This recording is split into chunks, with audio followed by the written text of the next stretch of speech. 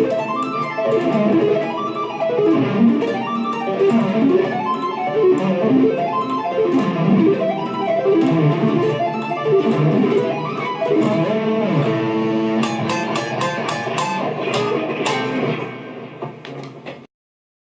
there guys, it's Rick here. Hope you're all doing extremely well out there. I know I am. Hope you enjoyed that little video at the start of this video. That video was made almost 5 years ago. I was watching it earlier today and I thought, I wonder if I can actually play it. Still play it, that is, as well as I did back then. It'd be interesting because 5 years have elapsed since then. And then I thought it'd be a great idea to record this so that you can see kind of how I approach practicing these things or going back to relearn it kind of thing. So I've just put the camera on in front of me and we're just going to go straight for it. I haven't actually sat down and worked out the pattern. So I'm just going to try and figure it out and hope that the muscle memory kind of works and comes back pretty quickly. It should do. That's, in my experience, that tends to happen a lot. You know, if you've put in a lot of work to learn something, when you go back to relearn it, so to speak, the muscle memory kicks in and the fingers start to go, I remember this. So I'm hoping that is what's going to happen. But I'm going to take it nice and steady. There may be some bad notes in there, so be prepared. So I'm going to take it nice and steady and see how it goes. Okay, let's get straight to it. I remember it's in the key of A minor, so that's our first arpeggio, all the way up here at fret 17. Okay, the first thing I'll start with though that springs to mind with this progression, it's a series of different inversions, and it follows this sort of descending chromatic bass line. That's important to make sure that that's brought out when we do the arpeggio. So that should hopefully allow the arpeggios to present themselves. It should make it pretty obvious what I played. So we're going to start here, fret 17. It's just a straightforward minor arpeggio, A minor, with a tap at fret 24. Whoops.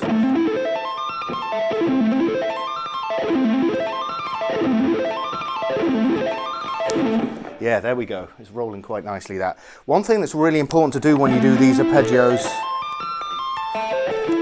make sure the middle voices pop out of the arpeggio. You don't want them to be a mess when you play it at speed. Every single note needs to be clear.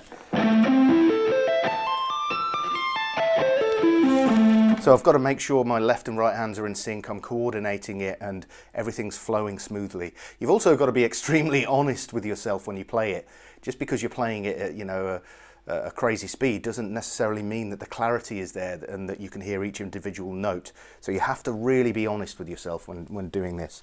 So that's our first arpeggio. So following that bass note movement, what's the second one? It's a straight ahead major arpeggio, but in first inversion. But we get this, and that's what this arpeggio sequence involves, is on the top E string doing these extended hand positions with a tap. Okay, so that's our second shape.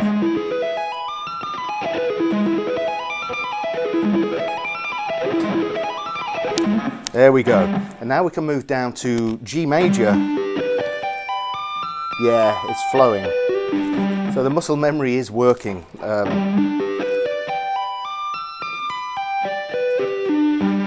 Okay, and then we've got the same thing as we played here, but a whole tone lower. And on the upper strings, or upper string I should say, what have we got? 17, 20. And then tap at 24. There we go. Then what do we have here? Same major. Yeah, tapping at 24 again.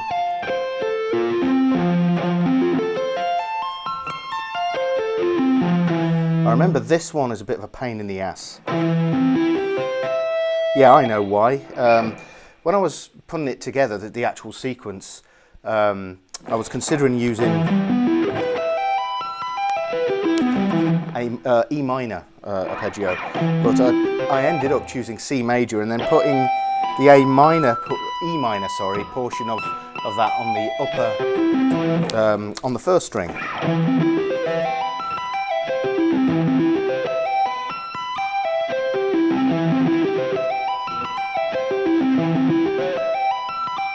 Oh, be careful of that. That's better.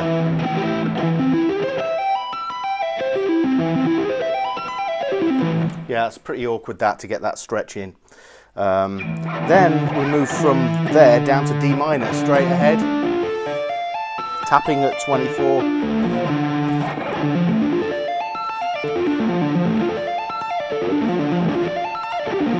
Okay, good. And then finally up to the E arpeggio, well, E7.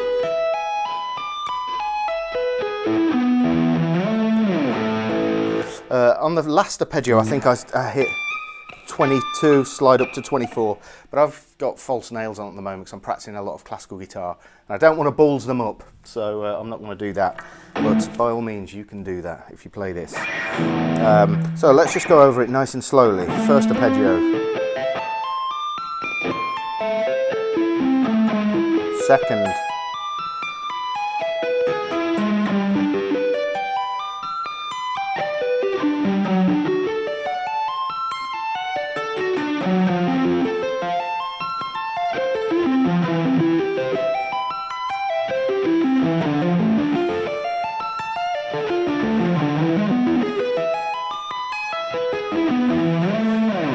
there we go.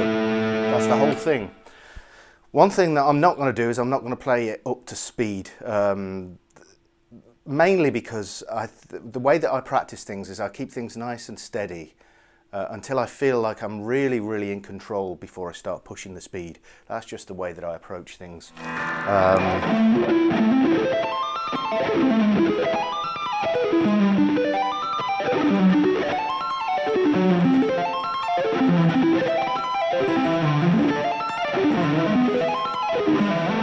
So I wouldn't want to take it any faster than that. But yeah, there we have it. That was actually good fun to do, to go back to some of the old stuff that I used to do.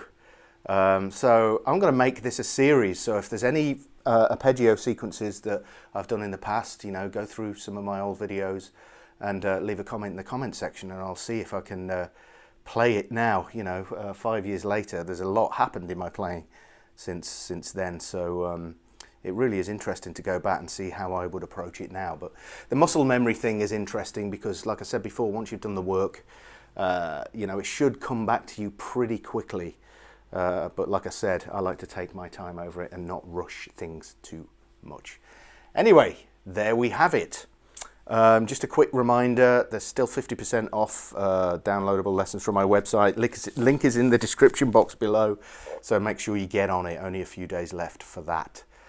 Anyway, that is it. Hope you enjoyed today. I will catch up with you guys in the next video. Take it easy.